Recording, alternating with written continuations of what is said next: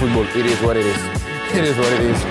So Emery goes for goal and finishes off the PSG victory. Peut-être devenir possible grâce à Monsieur Lionel Messi. Quelle frappe! Le festival Neymar pour Kylian Mbappé, la frappe, le poteau et le but!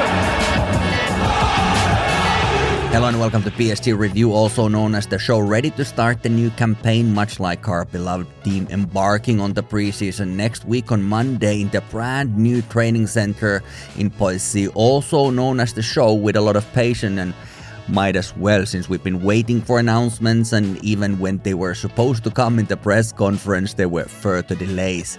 Perhaps Galtier's assistant coaches had changed themselves onto a team, but I don't know. The official version, of course, is that Nasser's plane was delayed. But either way, it is really great to be here with you. My name is Mikko. I was thinking about recording last week, but everything was so incredibly tentative and in the air, so I decided to wait until something actually happens, and here we are now.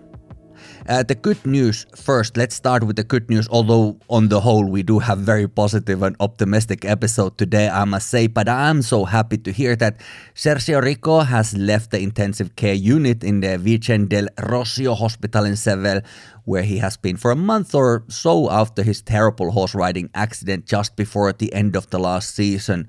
There's no concrete news or prognosis of his recovery. Will he recover to a good life? Will he be able to play football, or what is in store for him? But I think we can all agree that the most important thing is for him to live to tell the tale. I certainly wish him the very best.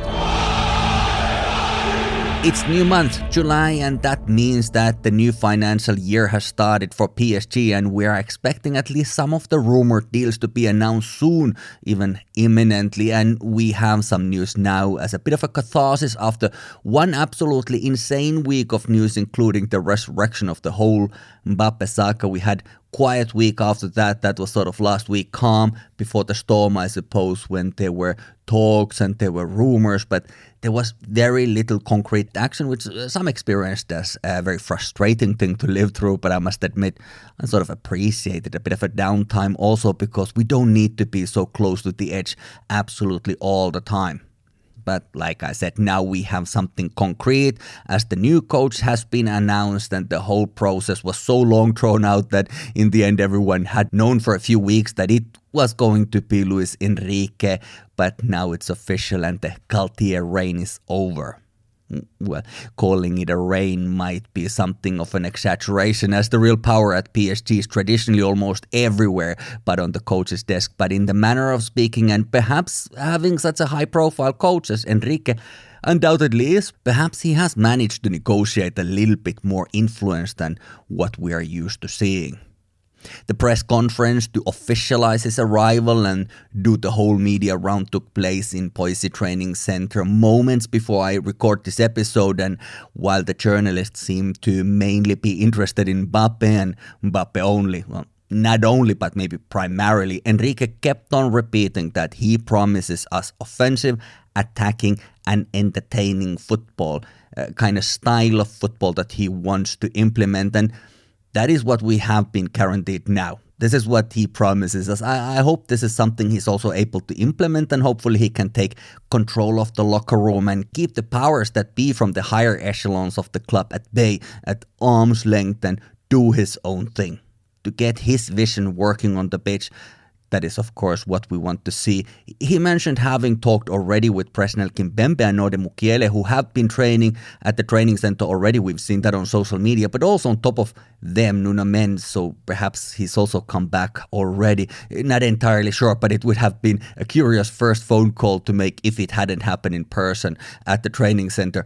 No conversation yet with Neymar, according to Enrique, or indeed anybody else. I don't know if that is entirely true, but that is what he's saying, so we go with that.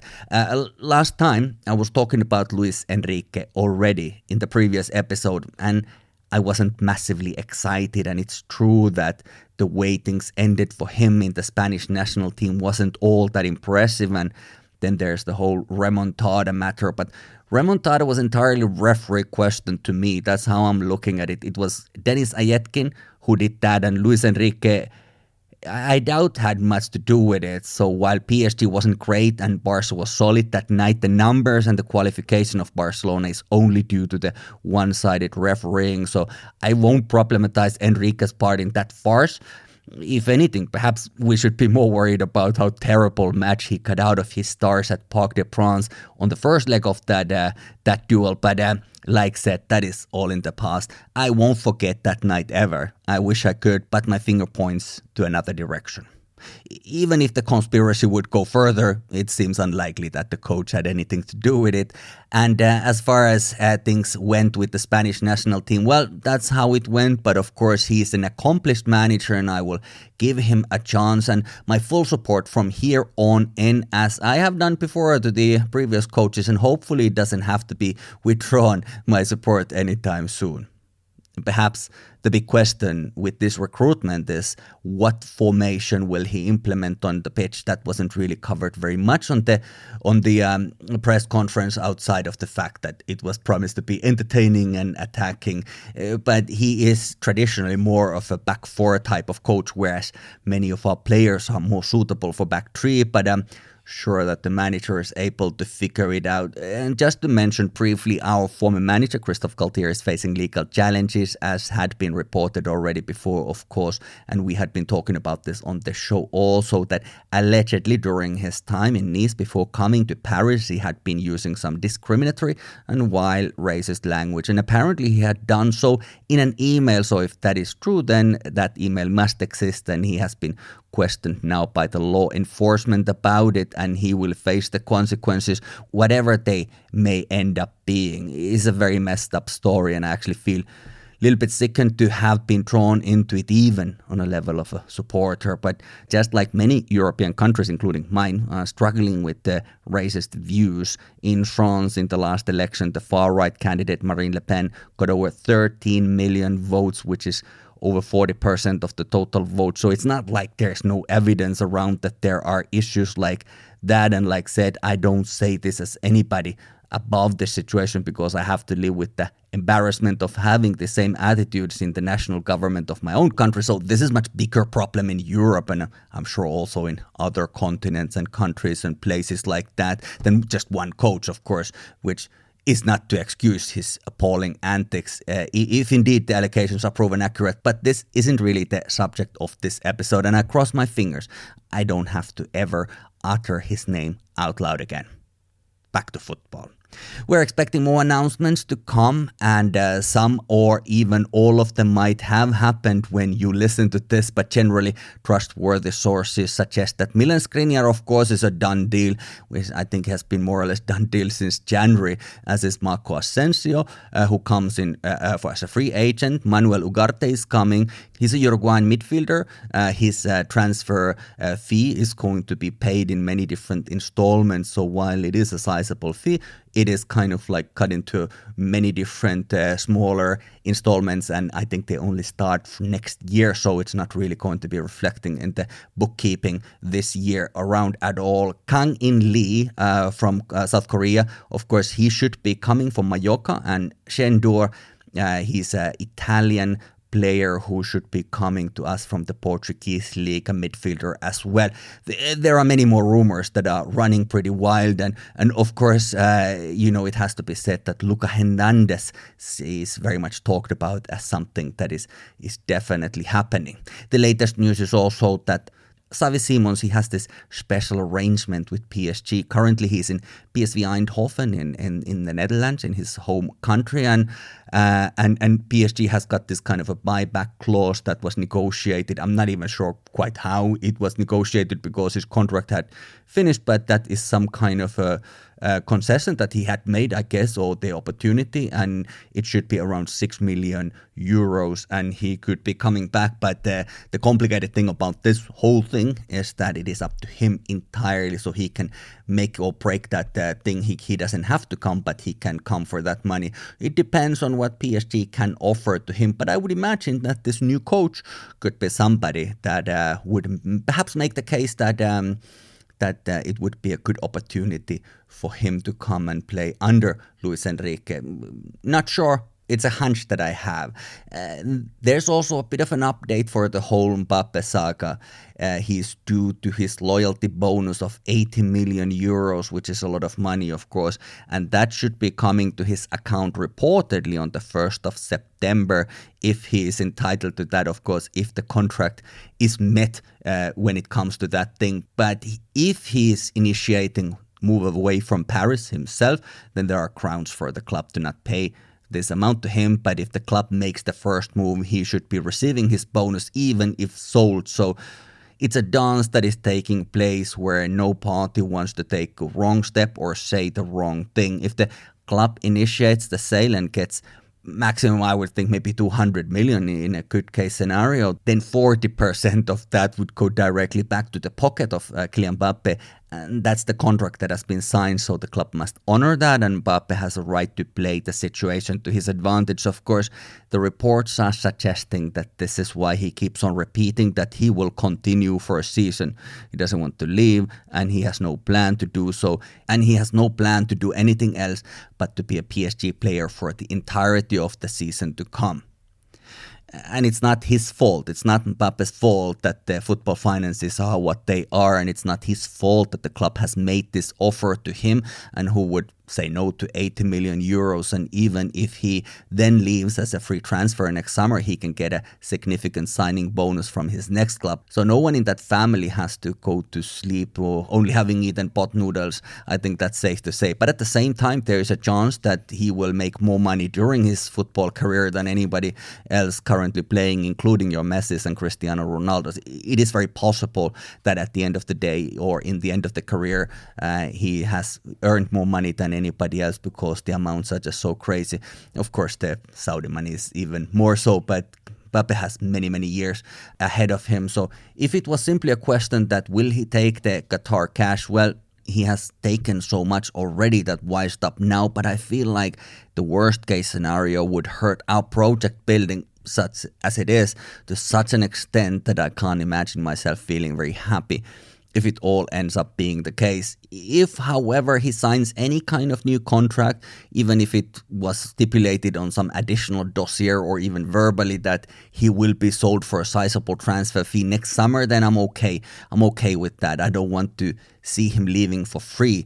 That is the long and the short of it also. And the reports are suggesting that PSG has planned the financial fair play situation in such a way that in the case of his departure, there would have to be a fee. But now none of that is in club's control, and we all have to live with that. Of course, this was a big talking point during the press conference, which was supposed to be about Luis Enrique, but absolutely nobody is surprised that many of the journalists were asking about Mbappe's future. And once, of course, the club's president, Nasser Al-Khelaifi, who kept on insisting that PSG wants to continue with Mbappé, but they would like to have a new contract so that he wouldn't go for free. So basically, everything that I'm saying, he's also saying, but of course, this is the kind of dead end where he has parked our car. So we have to see how it will go, because the recurring theme, what we keep on hearing is, and we did hear this also in this press conference, is that Mbappé has promised not to leave for free. But I do feel like that's kind of emotional blackmail from the club side, because if he has said so, sure, then he has said so, but Leonardo was always talking about this, so it must have been said before the last extension. So I genuinely don't consider that a valid promise if it was ever made. Or who knows, perhaps it was some sort of flippant side note in some conversation, or perhaps it was guaranteed that he gave during some negotiation, some official conversation, but it's in no way binding, of course. I guess the only question our Kylian needs to consider is, does he want to leave his Parisian home with positive feelings of gratitude, or does he want to be whistled out like some of the people before him? Will he leave like Zlatan, or will he leave like Messi?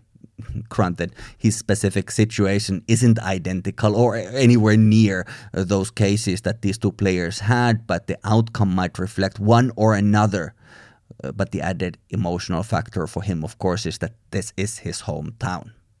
And look, I don't know if these are the only options. Perhaps there's some other options also, but I do hope that while this isn't a mess of his making as such, he could grant us the last mercy to extend and then be sold for a full transfer fee. If not for the leaders, then I hope that he can do that for us fans. But like I said, it's not something he's obligated to do in any way.